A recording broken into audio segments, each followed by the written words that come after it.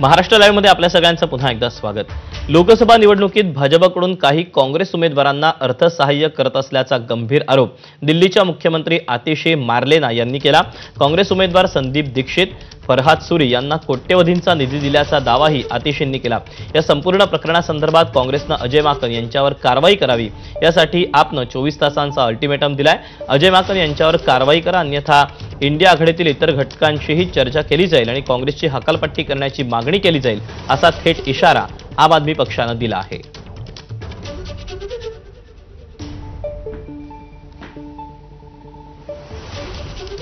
आधिकारिक सूत्रों से पता चला है कि कांग्रेस के जो प्रत्याशी हैं उनका चुनाव का खर्चा भारतीय जनता पार्टी से आ रहा है।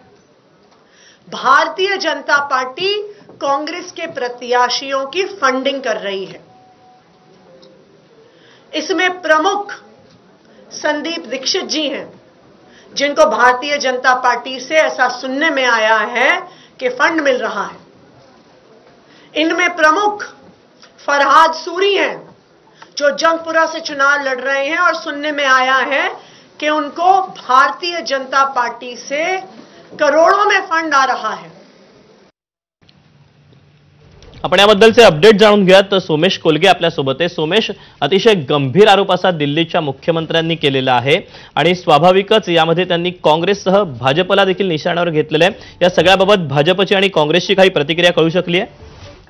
नक्कीच दीपक, अजूनपर्यंत तरी काँग्रेसने एक प्रतिक्रिया दिलेली नाही, परंतु ही अतिशय मोठी घडामोड आहे। त्याचं कारण ज्या इंडिया आघाडीचं एक प्रकारे मोठं वाजत गाजत स्वागत आणि त्याची स्थापना ही काँग्रेसच्याच पुढाकाराने करण्यात आली होती, ती त्या इंडिया आघाडीची ज्यावेळी स्थानिक पातळीवरच्या निवडणुका लढवण्याची वेळ येते, दिल्ली विधानसभा असतील किंवा पश्चिम बंगालची विधानसभा असेल, तर अशा वेळी इंडिया आघाडीची काय अवस्था होते, किंबहुना त्या आघाडीतील परस्पर विरोध हा किती प्रामुख्याने समोर येतोय हे आज पुन्हा एकदा पाहायला मिळते। आणि दिल्लीच्या मुख्यमंत्र्यांनी थेट असा आरोप करणं की काँग्रेसने पैसेच घेतले भारतीय जनता पक्षाकडून आणि ते भाजपच्या सोबत संगनमत करून दिल्लीमध्ये आम्हाला हरवणार आहेत, तर हा अतिशय मोठा आणि गंभीर आरोप आहे। आणि विशेष म्हणजे आम आदमी पक्षाने म्हटलंय की इंडिया आघाडीतूनच आम्ही काँग्रेसला बाहेर काढण्याचा विचार करतोय। म्हणजे थोडक्यात ज्या काँग्रेसला इंडिया आघाडीचं प्रमुख पद नेतृत्व दिलं गेलं होतं, त्या काँग्रेसलाच आता इंडिया आघाडीतून काढण्याची भाषा इतर घटक पक्ष करू लागले।